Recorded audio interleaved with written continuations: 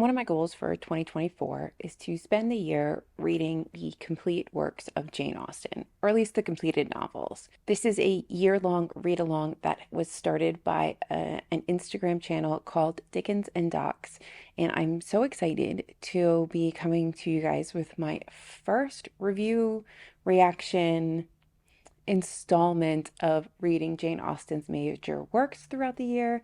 So let's talk a little bit about Sense and Sensibility.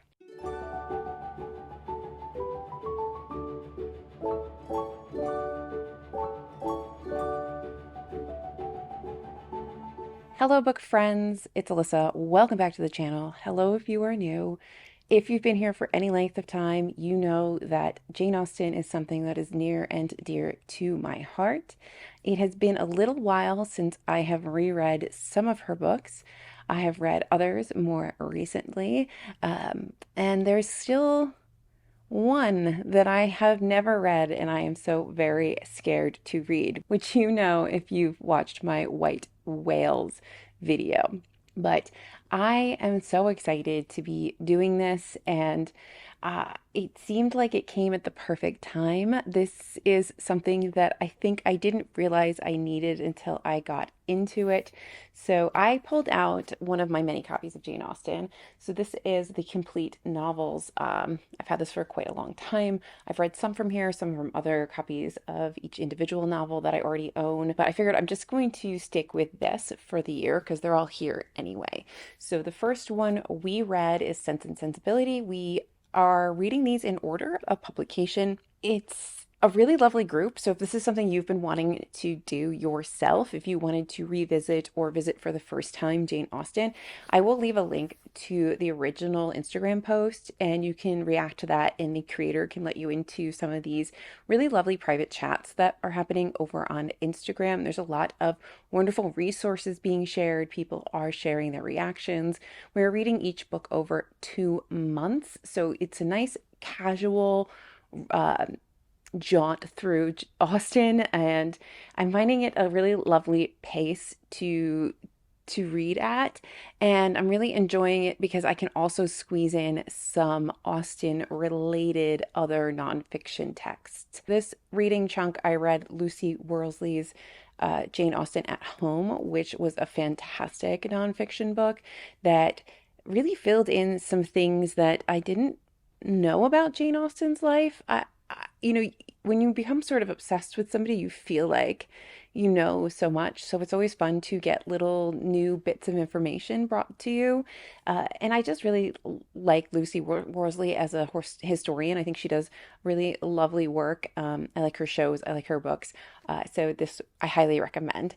And it does talk a bit about Sense and Sensibility, obviously, as in addition to some of her other novels. And the next 2 months, we're going to be reading Pride and Prejudice. So I think I'm going to be reading the Darcy Myth alongside Pride and Prejudice. But that's enough about that. Let's talk about what we're here for. And that is my reaction to Sense and Sensibility, reading Sense and Sensibility again for the first time in a long time. It's been a really long time since I have revisited this. And I know it's not one of her favorite books. I know that some people don't really enjoy it as much as others, but I really loved this introduction to my year with Austen because I found that it was a fantastic way of remembering how effortlessly Austen crafts characters and how she reveals so much in dialogue, and just how refreshing it is to be in an Austen plot. It's a snowy day here, so if you hear a lot of background noise, it's just plows and people doing things, and I can't.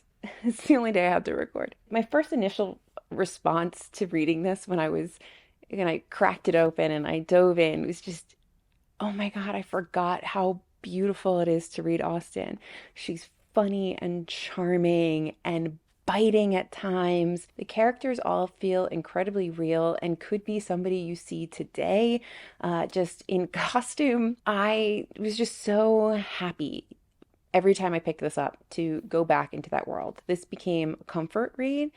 And I think it's something that I learned is that Jane Austen is my ultimate comfort read. And I think why I like to read so many Austen related books, Austen spin-offs, is that it's almost like this is my fanfic.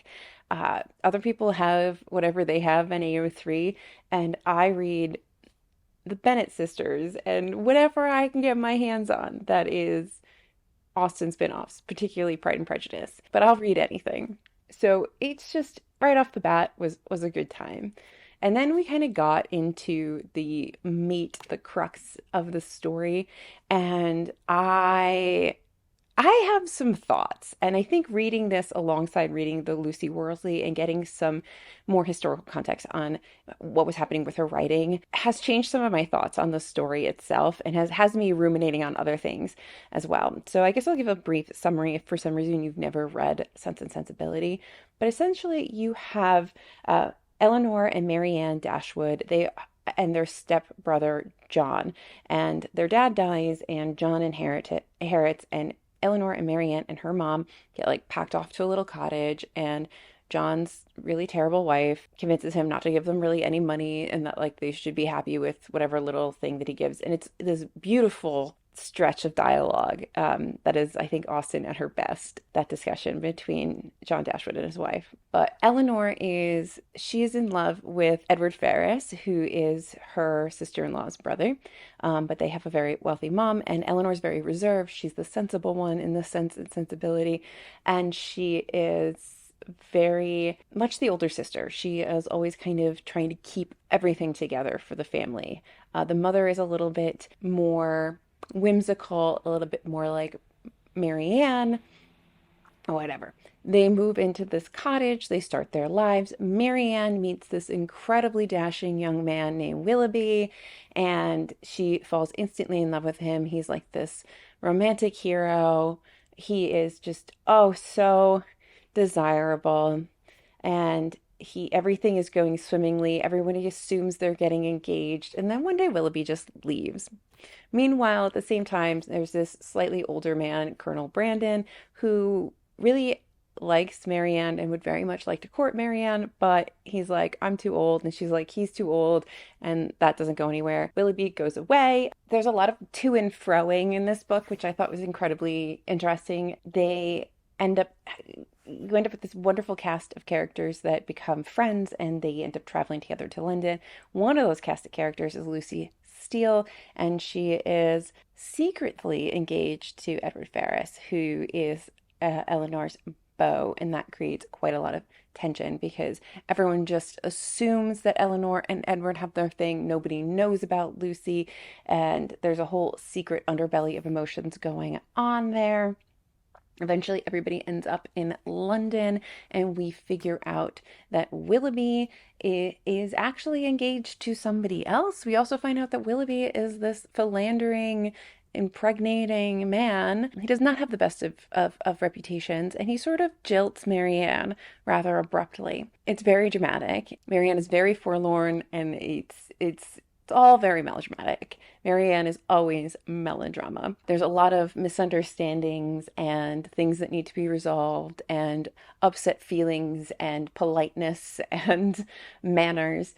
But eventually, everybody ends up finding love and marriage and a suitable match, and it's all happily ever after, very Jane Austen. And that might not be the best summary that I've ever given of a book, but I want to leave some little gems for people if for some reason you've never read Sense and Sensibility. But now that I've done that, I'm going to spoil some things. My major takeaways from this were a few things. Like when I was younger, I think I didn't understand exactly like why Willoughby was so bad. I didn't quite understand what he had done other than to like jilt Marianne. I didn't understand that he was sort of a bit of a louse. And now that I'm an adult and I can read all of this very clearly, I really don't like Willoughby. He's like the ultimate fuckboy, and he's so incredibly frustrating. At the end of the story, he comes and he talks to Eleanor, and he gives her this whole sob story of what exactly happened and why did he do what he did to Marianne. And it's very frustrating to read because Eleanor is so forgiving. Everybody is so forgiving and polite and kind and wishing him well. And I wish him the worst. I really do wish him the worst. And I don't understand, even in a world filled with manners, like in Austen's world, and a place where you maybe wouldn't have said certain things out loud. This is a book. You could have internal monologues, dialogues, thoughts that show that you perhaps don't wish them well. And that was incredibly frustrating for me. But it was also really interesting to reveal that hidden, sort of, but not so hidden, but hidden to me as a younger reader, depths of the character. I didn't quite realize that connection to Colonel Brandon that existed. Speaking of Colonel Brandon, I, as a 40-year-old reader, as opposed to, I think when I first read this, I was probably in my mid-teens. Colonel Brandon is a catch. Okay, this man has money, he has a home, he's kind, he's caring, he's thoughtful. I feel like Eleanor would be the better match for him, and I will stick to that. I still don't particularly like Edward Ferrars. I don't think I ever really liked Edward. I always thought he was sort of lame, and I never really understood what the appeal was, other than he's sort of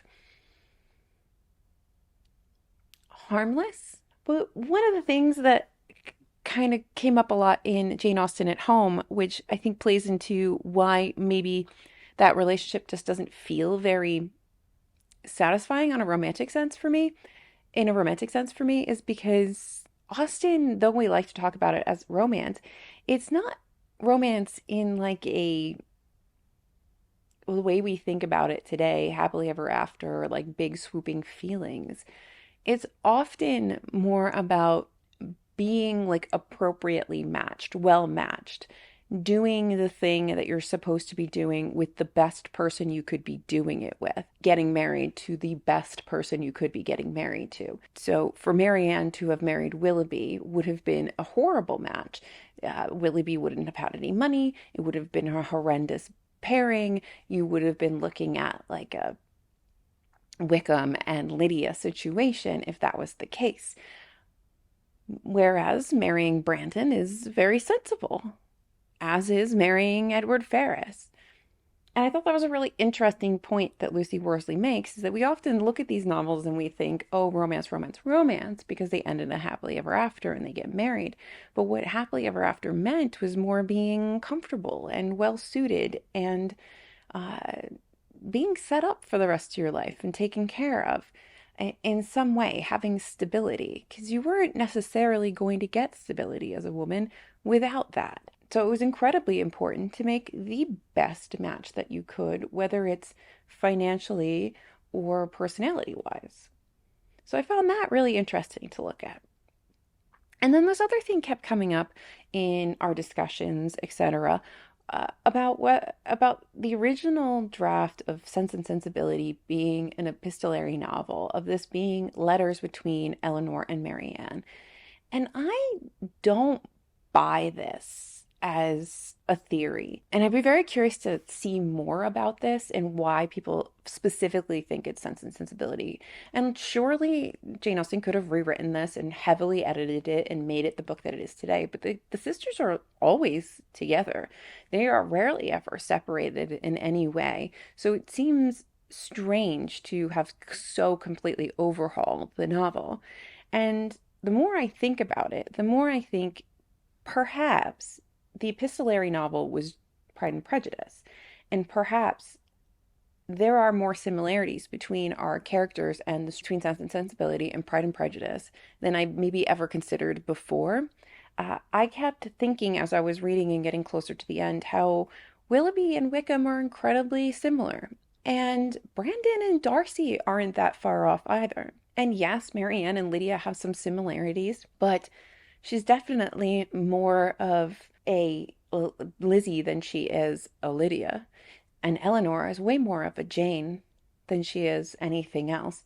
So it feels almost like Austen had, and this is just my little working theory, and I wonder if anybody else kind of has any feelings like this, that perhaps she had a couple archetypal characters that she was bouncing around. And perhaps there was an original novel that was more epistolary where everybody's writing back and forth in letters. I feel like Pride and Prejudice just fits better because people are separated more in that novel, as opposed to in Sense and Sensibility, where people move around a lot, but they're not separated as much. Our main characters work together, going from place to place to place. And when they go from place to place to place, they learn new things, but they're together to talk about those things.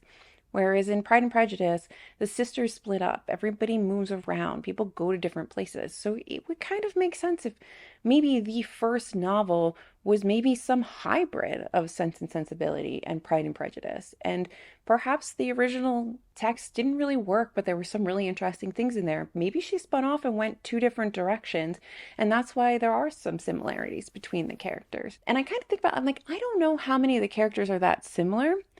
I mean, I guess you could also pull in Frank Churchill, but I haven't read Emma in a very long time, so we're gonna put a little pin in this thought process, because my thoughts were either there was sort of one original thought that split into Sense and Sensibility and then into Pride and Prejudice, and so there are a lot of similarities between the two novels, in my humble opinion, or at least in like their archetypal character. Their like main archetypal characters are very similar. The stories are different. But we're going to put a little pin in it and see if maybe when we get to Emma, are there sort of like, is there like a little formula that she likes to go to? Are her novels a little bit more formulaic than maybe I ever really thought about before? And I'm not saying this is in a negative way at all, but just I had some thoughts while I was reading, and I would love to know what other people who love Jane Austen think, if there are any other resources you think I should check out that maybe also speak to this. I know there's a ton of people on YouTube, different lecturers, etc., who put out some really wonderful videos that really break down and talk about Austen, her life, her writing, her texts. And this has probably all been thought of before. These are not novel thoughts, they're just novel to me because I just thought of them. But I really enjoyed this. I thought this was a really good read. I don't think that I would say this is like her least, this is not my least favorite novel. I think that I really enjoyed this. I don't know why it's not more people's favorites. I think that Austen does some incredibly good like double speak in here, where she sounds like she's being very polite, but she actually is being kind of biting. And I love seeing her do that. I think she does it more in other novels, but I really loved that. I love the relatability of Marianne and Willoughby, even to a modern day reader. I took a picture of the letter that Willoughby writes to Marianne and how just absolutely gut wrenching it is, and how frustrating it is as a letter. I have just had the honor of receiving your letter, for which I beg to return my sincere acknowledgments. I am much concerned to find there was anything in my behavior last night that did not meet your approbation. And though I am quite at a loss to discover in what point I could be so unfortunate as to offend you, I entreat your forgiveness of what I can assure you to have been perfectly unintentional. I shall never reflect on my former acquaintance with your family in Devonshire without the most grateful pleasure, and flatter myself it will not be broken by any mistake or misapprehension of my actions. My esteem for your whole family is very sincere, but if I have been so unfortunate as to give rise to a belief of more than I felt, or meant to express, I shall reproach myself for not having been more guarded in my professions of that esteem. That I should ever have meant more you will allow to be impossible, when you understand that my affections have been long engaged elsewhere, and it will not be many weeks, I believe, before this engagement is fulfilled. It is with great regret that I obey your commands in returning the letters with which I have been honored from you, and the lock of hair, which you so obligingly bestowed on me. I am, dear madam, your most obedient, humble servant, John Willoughby. And I just kept thinking, how many of us have dated Willoughby? How many of us have gotten that text message that's basically like, yeah, I don't know why you thought that just because like I introduced you to my entire family and we talked about marriage like 6 times and like I told you I loved you, that we were like in a relationship. You're crazy. So I don't, there's a timelessness in Austen that I will never get over. And I am just excited to see where this year takes me. Next month is Pride and Prejudice, which is a very well-loved favorite, and I do not expect it to disappoint. And I am very much looking forward to the discussions that are going to happen in the chats around this beloved book. And then after that is Mansfield Park, and I'm terrified if I'm honest with you, but I'm really excited to take a slightly deeper look into Pride and Prejudice. And I'm also just really pleased that in this year where I am trying to take things slower with my reads and really be intentional and purposeful in like what I choose and not feeling so much pressure to read what everybody else is reading or join everybody read, that I'm spending time with an author I absolutely love and really trying to get to know them. I think pairing a novel with a nonfiction about the author or the work or the era in which these take place is really going to make 2024 reading just so wonderful. I hope that if you have had any interest in reading Austen, that one of these videos, because I will make a video on my sort of rambly reactions to either reading for the first time with Mansfield Park or reading for the first time in a long time with some of these other novels, my reactions to reading them, and my thoughts and feelings and all of that. I hope that it makes you want to pick up an Austen.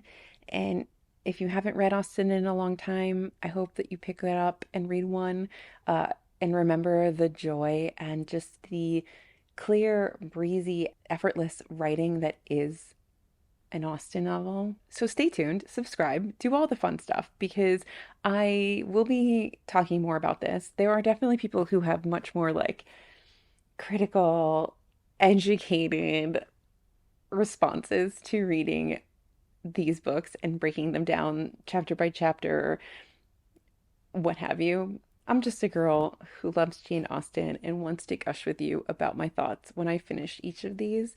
So if that's something that interests you, stick around. If you want to join me, there's a link in the description where you can follow the group, join the group, that whole thing, get in the chats, read along with us. It's still early days.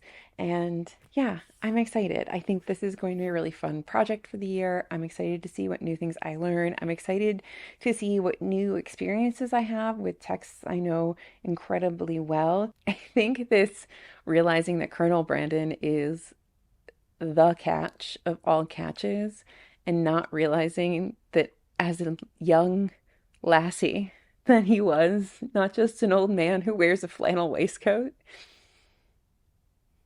says a lot about my history of dating. Anyway, first book is done. I absolutely loved it. I think I'm gonna have to go watch the Emma Thompson adaptation of this. I like the old one that the BBC did when the BBC did the miniseries versions of the of Jane Austen's novels back in like the late 80s. Those are phenomenal. They're very long and they're much more true to the text than a lot of the other adaptations are. I did love the Emma Thompson one. I think that Hugh Grant does make Edward Ferrars like at least sort of charming. He's just such a dry character to me. He did grow on me slightly by the end of the novel, but still, I still to this day do not understand the appeal other than I guess he's a sensible choice. Like he's inoffensive. Okay, I've rambled enough about this. Hopefully my Pride and Prejudice one will be more coherent. If you enjoyed, please like and subscribe, and I'll see you in my next video, whatever it may be, because it's my channel and I can do whatever I want. Bye.